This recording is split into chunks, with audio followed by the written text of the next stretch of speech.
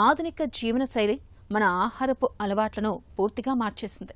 పొద్దున లేచింది మొదలు రాత్రి పడుకునే వరకు ఏది పడితే అది తినేస్తూ పొట్టను చెత్త కుప్పలా మార్చేస్తున్నాం. ఫలితంగా అధిక బరువు, స్థూలకాయం మొదలుకొని హై బీపీ, షుగర్ జబ్బుల వరకు ఎన్నో రకాల అనారోగ్య సమస్యలు చుట్టుముడుతున్నాయి.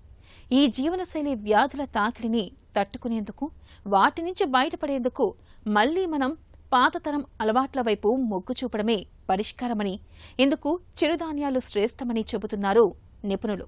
చిరుధాన్యాలతో వనకూరే ఆరోగ్య ప్రయోజనాల గురించి ఇప్పుడు తెలుసుకుందాం.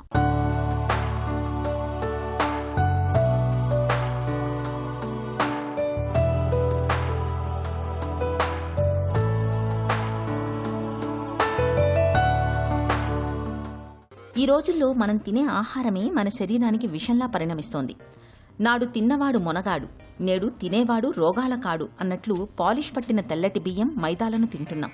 మన ఒంటిని మధుమేహం, ఊబకాయం లాంటి జీవనశైలి జబ్బులకు అడ్డాగా మార్చేస్తున్నాం.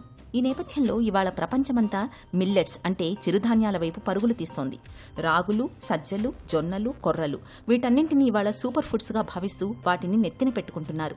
నిజానికి మనం తినే తెల్లటి అన్నం తిన్న వెంటనే రక్తంలోకి గ్లూకోజ్ని ఉప్పనలా విడుదల చేస్తే, చిరుధాన్యాలలో ఉండే కాంప్లెక్స్ కార్బోహైడ్రేట్లు, పీచు పదార్థాలు గ్లూకోజ్ని నెమ్మదిగా రక్తంలోకి విడుదల చేస్తాయి. దీంతో రక్తంలో గ్లూకోజ్ తీవ్రమైన హెచ్చుతగ్గులకు లోను కాకుండా చక్కగా అదుపులో ఉంటుందని చెబుతారు నిపుణులు. ఇవాళ రేపు చిరుధాన్యాలంటూ ఎక్కువగా వాడుకలోకి వస్తూ ఉంది. ధాన్యము, గోధుమల కంట ఇవి ఎక్కువగా బాగుంటుందని చెప్పి వాడుతూ ఉన్నారు. ఈ చిరుధాన్యాల్లో చాలా మటుకు పోషక విలువలు, విటమిన్లు ఇటువంటి ఎక్కువగా ఉంటాయి. అందులో పిండి పదార్థాలు తక్కువ ఉంటాయి. ఇప్పుడు గోధుమ బియ్యంలో పిండి పదార్థాలు ఎక్కువగా ఉంటాయి. ఈ మరపట్టడంలో మటుకు అందులో చాలా మటుకు పోషక విలువలు, శరీరానికి కావాల్సిన పోషక పదార్థాలన్నీ ఈ మిల్లింగ్ ప్రాసెస్లో అయిపోతూ ఉంటాయి అన్నమాట. ఇటు చిరుధాన్యాల్లో ఏంటంటే మొలకెత్తిన గింజలు పచ్చిగా తినచ్చు, ఉడకబెట్టి తినచ్చు, పిండిగా చేసి లేకపోతే జావల కింద చేసి ఏ రకంగా వాడుకో ఉండొచ్చు. ఈ చిరుధాన్యాల్లో ఇనుము ఎక్కువగా ఉంటుంది. తర్వాత ఎప్పుడైతే మనం మొలకెత్తామో అందులో vitamin A, vitamin C, vitamin B, ఇటువంటి బి కాంప్లెక్స్ వైటమిన్లు చాలా ఎక్కువగా ఉంటాయి. రెండోది ఏంటంటే ఇందులో ఉన్న పీచు ఏదైతే ఉందో అది చాలా జీర్ణమయ్యే టైప్ ఆఫ్ పీచు కాబట్టి వీళ్ళకి ఏ రకమైన కాన్స్టిపేషన్ అంటూ ఉండదు. చంటి పిల్లలకి పాలు బదులు ఇటువంటి చిరుధాన్యాలతోటి దాన్ని పలచగా పాలు కింద చేసి 8 నెలల నుంచి వాళ్ళకి పెడుతూ ఉంటే వాళ్ళు చాలా మంచి. ఇందులో ఇనుము ఎక్కువగా ఉంటుంది కాబట్టి చాలా ఆరోగ్యకరంగా ఉంటూ ఉంటుంది. వాళ్ళందరికీ ఇవ్వచ్చు. ఇలాగా ఈ చిరుధాన్యాలు ఎన్నో రకంగా ఇస్తూ ఉంటే చాలా మంచిది. ఇటు షుగర్ పేషెంట్స్కి కార్బోహైడ్రేట్స్, పిండి పదార్థాలు ఎక్కువ ఉండవు. ధాన్యము, గోధుమల్లోనేమో బయట ఉన్న పీచంతా తీసేస్తాము, లోపల ఉన్నది ఉత్తి పిండిదే మనం వాడుతూ ఉంటాం కాబట్టి పిండి పదార్థం ఎక్కువ అవడం, క్యాలరీస్ ఎక్కువ అవడం వలన షుగరు, బీపీలు ఇవన్నీ పెరుగుతూ ఉంటాయి.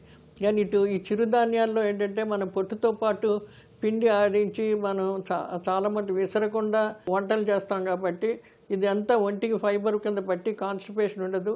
తర్వాత ఒంటికి కావాల్సినంత పీచు బాగుంటుంది, ఆరోగ్యకరంగా ఉంటుంది. అన్ని వయసుల వాళ్ళు ఎక్కువగా వాడుకోవడం చాలా మంచిదండి. చిరుధాన్యాల్ని పోషకాల సిరులుగా చెప్పుకోవచ్చు. బియ్యంలో ప్రోటీన్లు కేవలం 6-7 గ్రాములు మాత్రమే ఉంటాయి. మిగతాదంతా పిండి పదార్థమే. కొవ్వు చాలా తక్కువగానే ఉంటుంది. అదే జొన్నలు, కొర్రల్లో మాంసకృతుల మోతాదు ఎక్కువ. బియ్యం, చిరుధాన్యాలు రెండింటిలోనూ పిండి పదార్థం ఒకే మోతాదులో ఉన్నా బియ్యంలోని పిండి పదార్థం త్వరగా జీర్ణమైపోతుంది. ఇందులో పీచు తక్కువ. అదే చిరుధాన్యాల్లోని పిండి పదార్థం నిదానంగా జీర్ణమవుతుంది. ఇది మంచిది. వీటిలో పీచు అధికం. చిరుధాన్యాల అన్నం కొద్దిగా తినగానే కడుపు నిండినట్లు అనిపిస్తుంది. ఆరోగ్యానికి ఇదే మంచిది. ఇనుము, కాల్షియం, జింక్ వంటి సూక్ష్మ పోషకాలు వరి బియ్యంలో కంటే చిరుధాన్యాల్లోనే అధికం. రాగుల్లో కాల్షియం దాదాపు పాలతో సమానంగా ఉంటుంది. సజ్జల్లోనూ కాల్షియం బియ్యంతో సమానంగా ఉంటుంది. జొన్నలు, సజ్జలు, కొర్రల్లో గోధుమలతో సమానంగాను, రాగులు, వరిగలు, సామల్లో బియ్యంతో సమానంగానూ ఉంటాయి. తౌడు తీసేస్తాం కాబట్టి బియ్యంలో కొవ్వు ఉండదు. కానీ చిరుధాన్యాల్లో పొట్టు తీసినా కాస్త కొవ్వు ఉంటుంది. పైగా ఇది మంచి కొవ్వు. బియ్యంలో మాదిరిగానే చిరుధాన్యాలతోనూ 330-340 కిలో క్యాలరీల శక్తి లభిస్తుంది. సజ్జల నుంచి కాస్త ఎక్కువగా లభిస్తుంది. బియ్యంతో పోలిస్తే పీచు చిరుధాన్యాల్లో 60% ఫైబర్ ఎక్కువగా ఉంటుంది. కాబట్టి వీటితో మలబద్ధకం తక్కువ. ఈ పీచు పేగుల్లో మంచి బ్యాక్టీరియా వృద్ధి చెందడానికి దోహదం చేస్తుంది. ఇటు ఈ చిరుధాన్యాల్లో పీచుతో పాటు తింటాం కాబట్టి ఇందులో దుష్పరిణామాలు చాలా ఎక్కువ ఉండవు.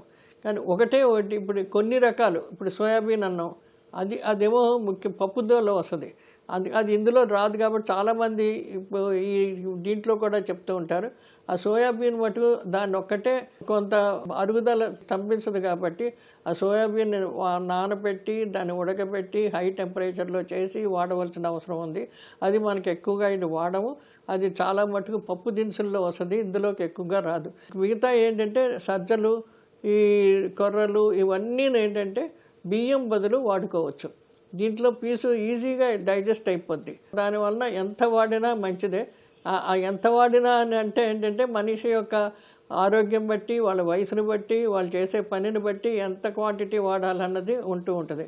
ఇవన్నీ సూచనలు పెట్టుకొని ఏ వయసు వాళ్ళన్నా ఈ చిరుధాన్యాలు ఎక్కువగా వాడడం చాలా మంచిది. మధుమేహ వ్యాధి ఉన్న వాళ్ళకి ఇవన్నీ వాడచ్చు.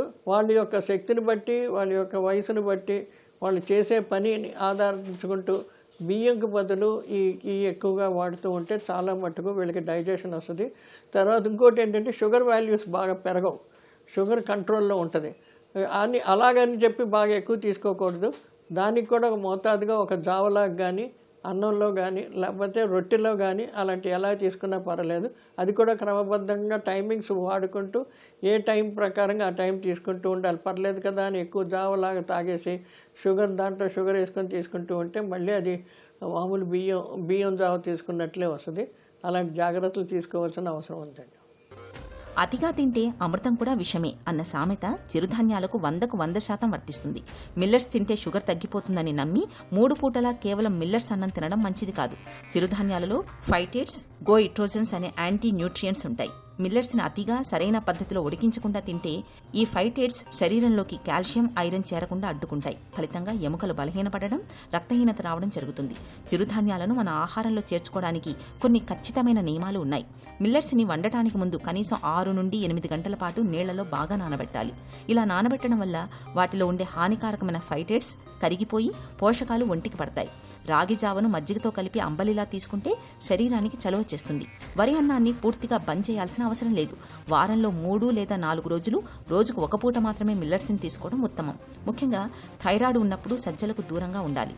చిరుధాన్యాలు ఖచ్చితంగా మంచి ఆహారమే, కానీ వాటిని అడ్డగోలుగా కాకుండా పద్ధతిగా తిన్నప్పుడే అవి సూపర్ ఫుడ్స్లా పనిచేస్తాయి.